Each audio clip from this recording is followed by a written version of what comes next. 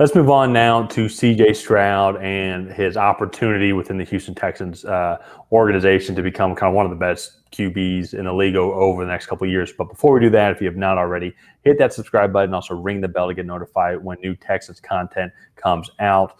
We have a lot more content coming this way, previewing the 2023 season for all the NFL teams, but also with the Texans as well, with game predictions, player predictions, etc. So if you want to see that, Texans content, it's the easiest way by just subscribing and ringing that bell when new content is released. And Ryan, CJ Stroud taken second overall was not a lot of speculation. I think that a lot of that was typical off-season speculation, but it's really, I think he is a great fit for the Houston Texans, or even if he went to Carolina Panthers, I think he would have had a great opportunity to be successful. But here, the Texans, we were just before we went live right here, we were talking about all the receivers that he has. And the thing to me, I think that honestly gives him the best opportunity is the fact that it feels like he has time, and like Zach Wilson, for example, who was taken second overall, last quarterback to have done that.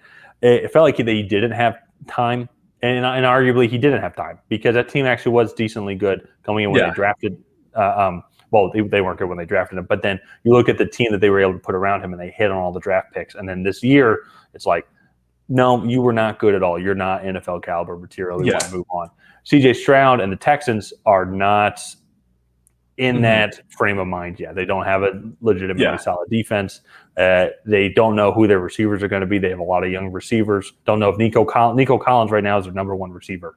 And he's only in his third year in the league. So Stroud has time, and I think he has a good coaching staff around him as well to start building for the future. No, I definitely agree. One of my biggest things that is leading me to think that Stroud is going to be successful, maybe a little earlier than I think a lot of people think. I think this offensive line is actually pretty good. Laramie Tunsil at left tackle. Kenyon Green had a pretty rough go of it his rookie season. However, he did make the switch from right guard to left guard, and I can't really get much worse, and I think he should be a lot better come this season. They did spend a second-round pick on Juice Scruggs, the center. While I felt that was a little high, if they really liked him, maybe it'll work out for them a little bit better. They went out and got Shaq Mason, a multi-time Pro Bowl right guard, and then Titus Howard at right tackle. And then, I think that's a pretty solid front five. Dalton Schultz at tight end is probably going to be his binky wide receiver. And I actually think they're going to rely fairly heavily on the running game. They have Dameon Pierce, who had a really solid rookie season, and then they went out and got Devin Singletary in free agency as well.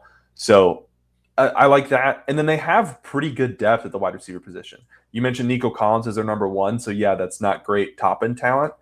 But Xavier Hutchinson, Tank Dell, both of those guys are going to come in and add depth behind John Mechie, who is coming back from leukemia, and Robert Woods, the veteran wide receiver, as well. So it's not like he's thrown to chumps, right? And so, I think this offense as a whole is pretty good. And then I think you come into it, this defense was starting to play pretty well last year. And then they go out and they get D'Amico Ryans, who I just have a good feeling about as a head coach, right? I think guys like him usually stick around and at least get a team to be competitive. Well, and with Ryans coming from the 49ers, Kyle Shanahan was obviously the mastermind of that offense, but we don't really know too much about his involvement in the defense. I feel like D'Amico Ryans probably had a lot of say in the defensive schemes and everything, which makes me believe then that he knows how to turn a poor defense into a good defense, and he did that very well in San Francisco. So I think adding Will Anderson to that team as well with that aggressive trade, which I love, gives the Texans a foundation to be consistent over the next several years, which allows CJ Stroud the opportunity to take his time and develop. And similar to we just did Anthony Richardson video with the Colts, it's going to be there's going to be some bumps in the road. There's going to be games where he might have several interceptions, just looks bad, but it's going to be, can he learn from those and avoid making those mistakes? And the thing, we've seen CJ Stroud be successful in college. I think the thing is going to be, can they tell him hey, you can run the ball, with how effective some of these receivers can be. If you have space, you can go and take 5 yard slide. That's perfect. 2nd and 5. There you go. Well, so I think I cited this game a ton when we were looking at CJ Stroud coming into the NFL, but that Georgia game he had in the playoffs was, I don't want to say perfect because he did make a couple mistakes, but I mean, you can't ask for much more from a top tier quarterback prospect than what he did in that game, right? Now, the problem was he only did it in one game. It was against the best defense in college football, and it was on the biggest stage of his career. And so, like, watching him step up to the plate in that moment was really cool. But, well, yeah, and can he play that way over a full season? Absolutely. And it's like, I could say, and I've mentioned this on a podcast before, like I was at that game and I just remember thinking like I wanted to watch him, see how he did, wanted to watch Paris Johnson, want to watch Jalen Carter. And he was the guy to me that was like by far and away. Yeah. Like when he was on the field, he was the best player on the field. Like he absolutely took over that entire game and was the reason why that they were why the game was so close. Yeah. And when you sorry, what I was gonna say, he finally did what we all knew he could do. So not take that loss as a negative and take it as a positive and be like, they did not lose because of CJ Stroud. No, exactly. Yeah. And it was like they really only lost because Georgia's offense got hot. Then they missed what I don't want to say what should have been a chip shot field goal, but they should have made the field goal.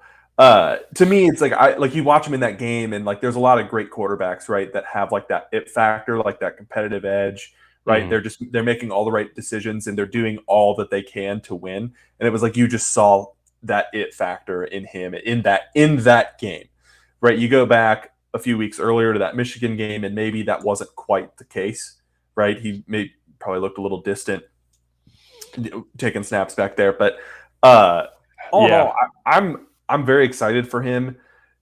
He kind of reminds me of Justin Herbert a little bit. He doesn't quite have like the cannon for an arm, but like prospect wise, I think he should have a lot of success here. And he reminds me of a Justin Herbert type prospect. I can see that. I think Herbert's run game was a little bit more established. I think he knew like how to run the ball a little bit more. Not saying Stroud is still hesitant on like I could continue to scramble or I could take 10 yards.